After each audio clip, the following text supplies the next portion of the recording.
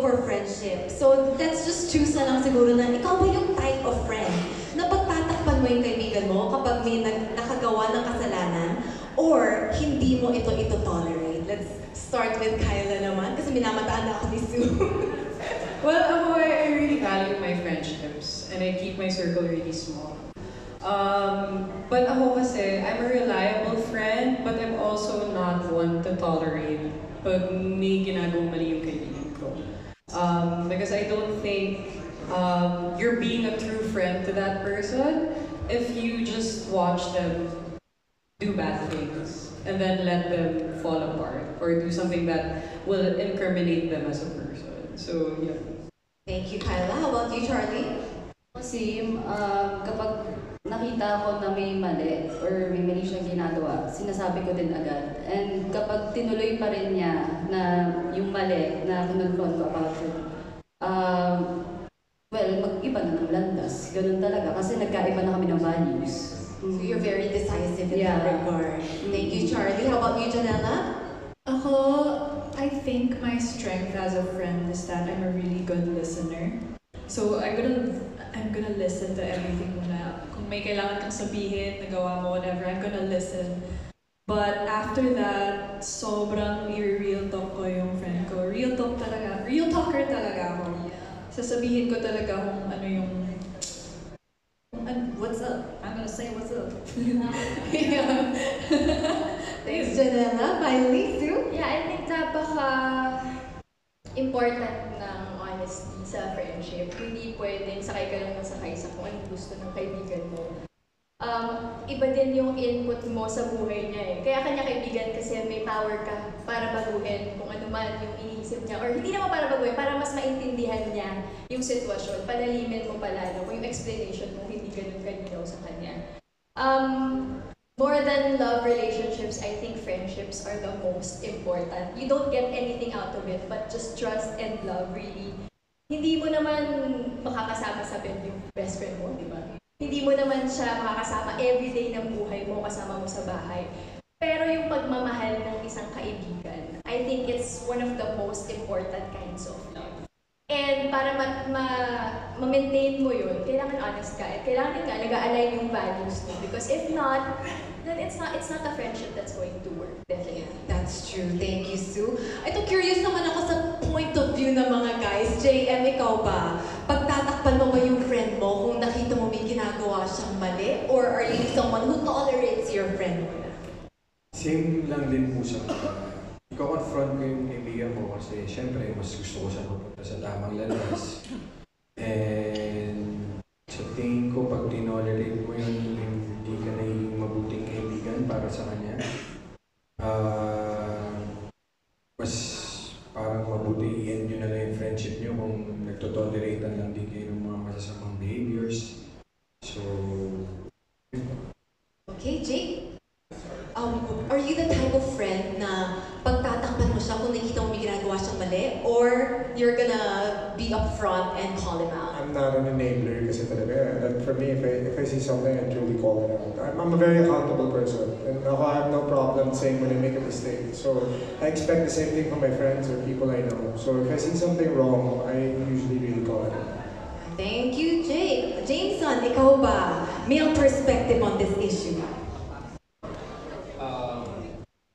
Yeah, I mean, I would say most of the time I would. If it's something light situation, to help my friend, I probably will. But most of the time, if it will affect other people and something serious, then yeah, we'll do what's supposed to be done. Okay, thank you, Jameson. Ives?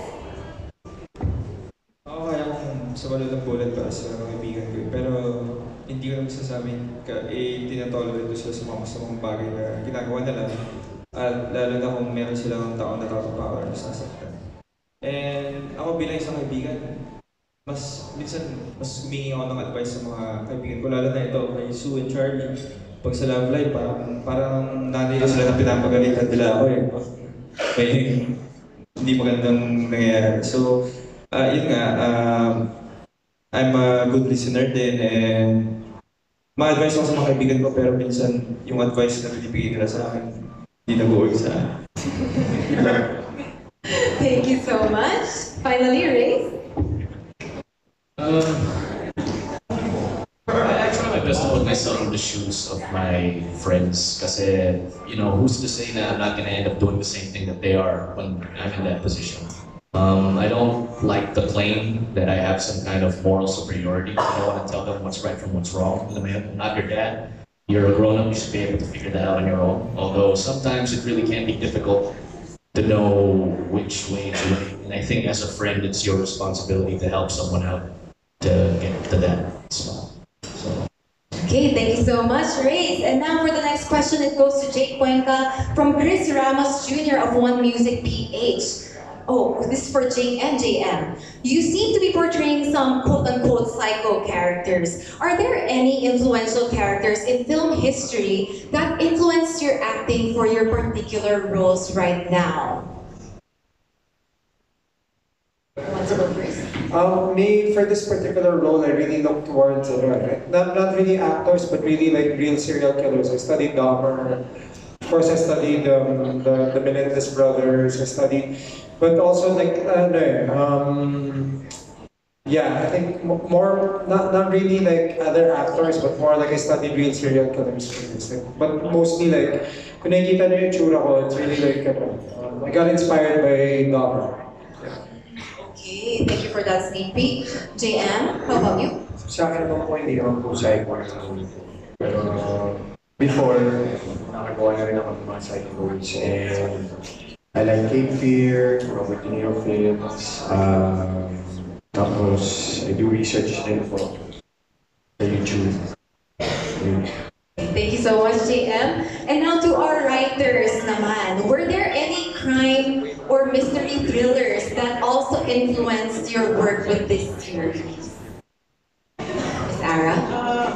Mga women-led na shows. Like,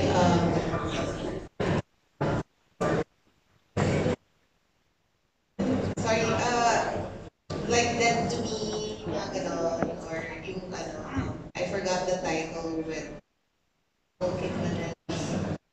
Which one? Nicole Kidman and... Oh, like the lies, Little Big Lies, something like that? Yeah. So mga ganon ang mga na-inspire kami. Oh, alright. How about Sir Bethan? What she said, copy-paste, got it, sir. To our directors naman, how about you? May mga references ba kayo for the other mystery thrillers? Yeah, well, ang mga parang reference ko na, before we're doing this, mga documentaries, mga docus about, yung may mental concerns and all that. So, more on. Okay, thank you. Although, of course, parang dun sa character ni Jay, parang I told him to watch. Sobrang luma na pero maganda pa rin yung taxi driver ni Robert De Niro. Yeah. Martin Scorsese. Tsaka direct Memories of Murder. Yeah, Memories of Murder. The Korean movie naman. Yeah, movies itself. Saka may isa pa yung parang naman yung isang bata na something, pero Adolescence was also like an inspiration. Thank you. Direct Roy? Ayun, actually, marami. Bago mag-start ito, ang dami ko rin pinanood. Pero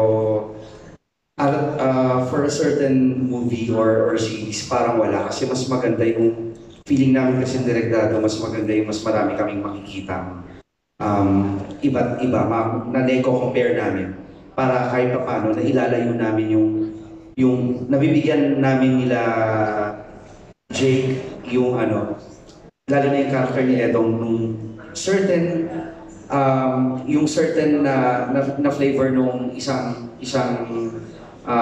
killer or yun nga. Kasi mahirap, pag may pinattern ka kasi, baka it's either yun na lang yung sundan namin. Pero yun nga, as much as possible, we create our own. Kami ni Direk Dado together with Edong. Lalo sa mga kanyang thriller and yung mga suspense na eksena. Yeah. Okay, thank you so much, Direct Roy. Now to our female leads once again.